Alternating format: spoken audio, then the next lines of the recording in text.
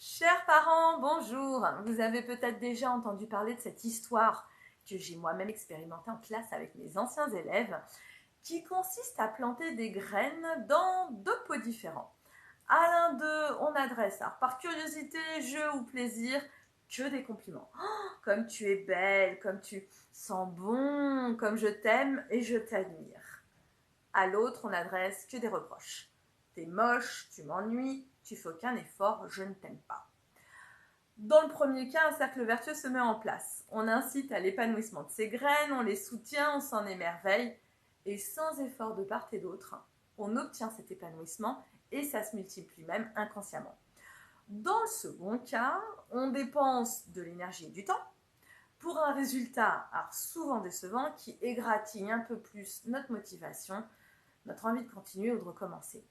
Il en va de même pour toutes nos relations, y compris celles que nous entretenons avec nos enfants. Un des ingrédients pour sublimer une relation, c'est de reconnaître les qualités de l'autre, plutôt que de mettre notre grosse loupe sur ses pseudo-défauts.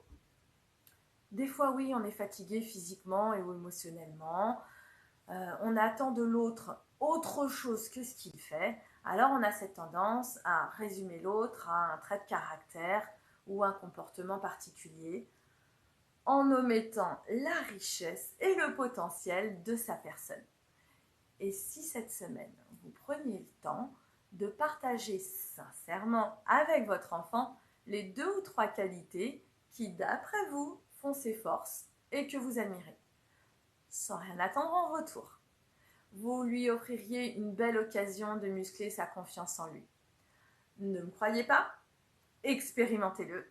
Voyez ce que ça change pour lui, pour vous, pour votre relation. Et pour ceux d'entre vous que ça intéresse, j'offre 3 créneaux découvertes la semaine prochaine à prendre sur Calendly, je mettrai le lien sous la vidéo, afin de trouver ensemble des pistes pour transformer votre quotidien.